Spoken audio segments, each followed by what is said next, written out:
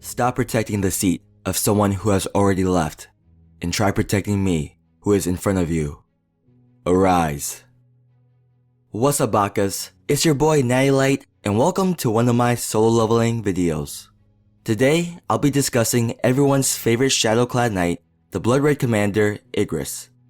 I'm going to be explaining Igris' appearance, personality, backstory, history, and abilities.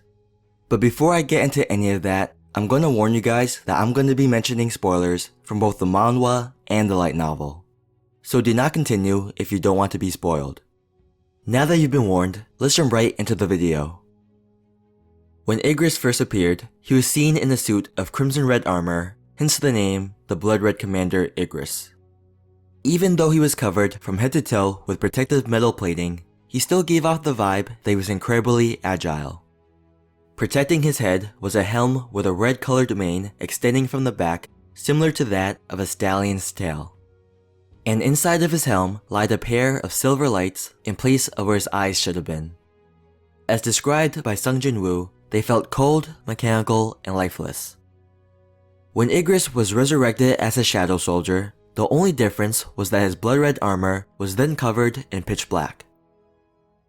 Igris is a model example of what a knight should be. He is chivalrous, respectful, brave, and fiercely loyal to his liege.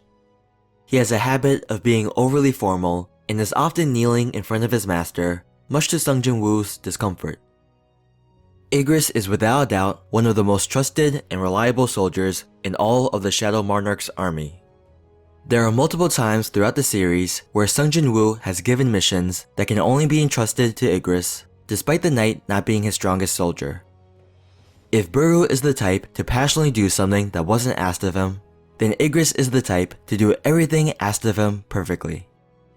Sung Jin Woo often wishes that some of his more rowdy soldiers, such as Iron, would act more like Igris. When Igris finally regained his ability to speak, Sung Jin Woo was taken aback by how manly he sounded. Igris has a baritone voice that is reflective of how powerful and full of conviction he is, truly befitting of a knight. Even though all the Shadow Soldiers feel an immense and undying allegiance to their monarch, Igris' loyalty stands above most of them.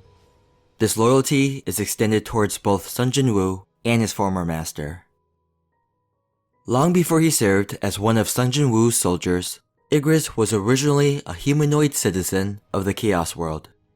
He attended knight training school and he graduated with top marks. He would go on to be the greatest knight in human history, and he vowed to protect the people. Sometime along his journey, Igris enlisted into the army of the former Shadow Monarch, Ashbourne. He swore his allegiance to Ashbourne and promised to wage war against the other rulers. Igris was an extremely powerful combatant, and his name became well known within all of the enemy camps. After participating in many battlefields and killing countless enemies, Igris earned the nickname as the Knight of Death. He, along with Billion, served as the twin pillars that upheld the original Shadow Army.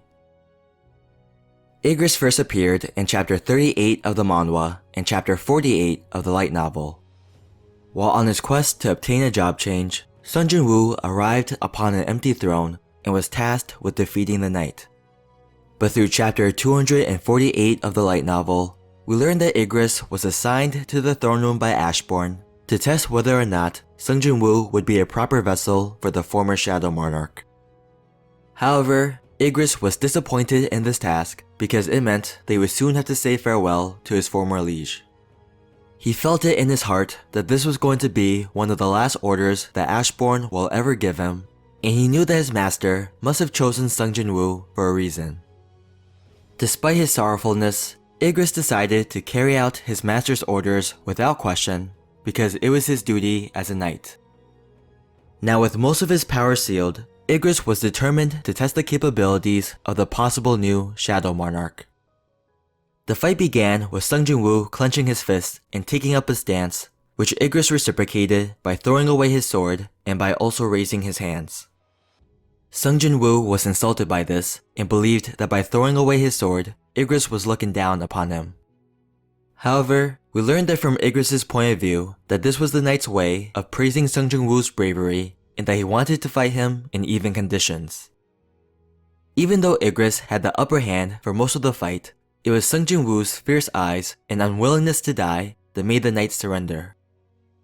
Igris had finally seen why his former master picked Sung Jin Woo and completely lost all desire to fight. As he was losing consciousness, he could not decide whether he was happy that Ashbourne was correct or sad because this was truly his last farewell with his former master. But before Igris could fade away into the darkness forever, Sung Jin Woo decided to pull him up and resurrect him. It was from this moment on that Igris swore his eternal allegiance to his new lord. The two would go on many journeys and face many hardships together. Whether it was against monsters, the other monarchs, or even other hunters, the two would overcome many battles together. Sung Jin Woo truly holds Igris dear to his heart. As I mentioned earlier, out of all of his shadow soldiers, it's arguable that Igris is the one that Sung Jin Woo trusts the most. He often assigns extremely important missions that can only be entrusted to the Shadow Knight. For example, when his sister's school was attacked by a group of orcs, he specifically chose Igris to keep her safe. Another example is when he entrusted Igris to take Jin-ho, a man that Sung Jin Woo sees as a younger brother, to the hospital after getting gravely injured by the Scavenger Guild. He gave these jobs to Igris because he knew that the knight's perfectionist personality would make him the most reliable. Like the other shadow soldiers, Igris shares a deep emotional connection with Sung Jin Woo. Whenever his master was happy, Igris was happy. When his master struggled, he struggled. And when his master was sad, he was sad. As their bond grew deeper, Igris felt his longing towards his former master grow fainter and fainter. When cornered by the Monarch of Destruction, Igris had resigned himself to his fate. He thought dying was his punishment for forgetting his former master and for enjoying his time with Sung Jin Woo. Igris saw himself as a sinner and was ashamed to have forgotten about Ashbourne. But he soon came to the realization that serving Sung Jin Woo was the best way to honor his previous master. Since Ashbourne chose Sung Jin Woo to be his successor, it was Igris' duty to serve him. Even after the world had achieved peace, Igris still assisted Sung Jin Woo, albeit on different battlefields. Whether it was helping Sung Jin Woo get his GED or it was helping him raise his son, Igris always gave his best effort. As long as his glorious days alongside Sung Jin Woo could continue, he was happy. Now onto Igris' powers and abilities. Serving as one of the twin pillars of the original Shadow Army, it's no surprise that Igris is extremely powerful. Despite having most of his power sealed, Igris was easily able to defeat Sung Jin Woo in their first encounter.